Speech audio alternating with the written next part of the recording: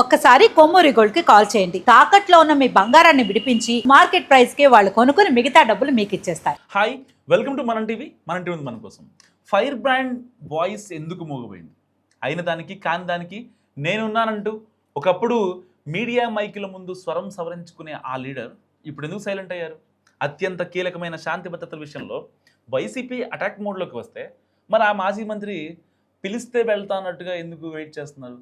ఎవరా X minister ఏంటా కదా? So political fire brand image YCP నోరున్న నేతల్లో ఒకరిగా మాజీ మంత్రి ఆర్కే రోజాకు మంచి గుర్తింపు ఉంది. అయితే గత ఎన్నికల్లో ఘోర ఓటమి తర్వాత ఆమె వ్యవహార శైలిలో స్పష్టమైన మార్పు కనిపిస్తుందని, నోటి ఘాటు పూర్తిగా తగ్గిందన్న అభిప్రాయం బలంగా ఉంది. చివరికి సొంత నియోజకవర్గం నగరంలో కూడా యాక్టివ్గా కనిపించట్లేదు రోజా.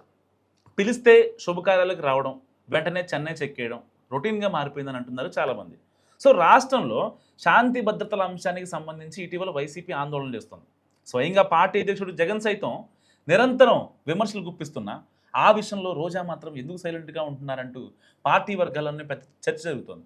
సో గత ఎన్నికల్లో 40,000 ఓట్ల భారీ తేడాతో టీడీపీ అభ్యర్థి గాలి భానుప్రకాష్ చేతిలో ఓడిపోయారు రోజా. అండ్ ఆ తర్వాత తన మకాంను పూర్తిగా చెన్నైకి మార్చారు రోజా. మధ్యలో ఇసుక దందా పేరిట హడావుడి చేసిన అక్రమ రవాణాలో దొరికిన వాహనాలు వైసీపీ నేతలవేనని ఎమ్మెల్యే రివర్స్ కౌంటర్ ఇవ్వడంతో రోజా డిఫెన్స్లో పడి వెనక్కి తగ్గాల్సి వచ్చిందట. సో అప్పటి నుంచి పార్టీ కార్యక్రమాల్లో పాల్గొంటున్న ప్రత్యర్థులపై దాడి విషయంలో మాత్రం పాత రోజా కనిపించడం లేదని సొంత పార్టీ వాళ్ళే మాట్లాడుకుంటున్నారు. అదే సమయంలో పార్టీ అధిష్టానం పిలిస్తే వెళ్ళడం, మాట్లాడమంటే మాట్లాడటం అన్న ధోరణిలో ఉన్నారా, లేక సరైన సమయం కోసం వేచి చూస్తున్నారా అన్న సందేహాలు సైతం వ్యక్తమవుతున్నాయి చాలామందిలో. సో ఇప్పుడు గట్టిగా మాట్లాడితే కొత్త కేసులు ఎదుర్కోవాల్సి వస్తుందన్న ఆందోళన కూడా ఆమెలో ఉందన్నది ఇంకొందరి వర్షన్. సో మరి వైసీపీ అధికారంలో ఉన్నప్పుడు నిర్వహించిన ఆడుదాం ఆంధ్ర కార్యక్రమంలో అవినీతిపై సిఐడి దర్యాప్తు కొనసాగుతుండడం అండ్ మాజీ మంత్రిని మరింత డిఫెన్స్లో పడేస్తుందని అంటున్నారు చాలామంది. ప్రతికూల పరిస్థితుల్లో రోజా దృష్టి పూర్తిగా కెమెరా వైపు మళ్ళినట్టు చెప్పుకుంటున్నారు. అందుకు తగ్గట్టే మంత్రి అయ్యాక మానేసిన బుల్లితెర కార్యక్రమాల్లోకి రీఎంట్రీ ఇచ్చారామె. సో దాదాపు 12 ఏళ్ల విరామం తర్వాత తమిళ సినిమా ద్వారా వెండి తెరపైకి కూడా రీఎంట్రీ ఇచ్చేశారు రోజా. తాజాగా ఆమె నటించిన ఒక తమిళ సినిమా టీజర్లో డైలాగులు ఇప్పుడు బాగా వైరల్ అయ్యాయి.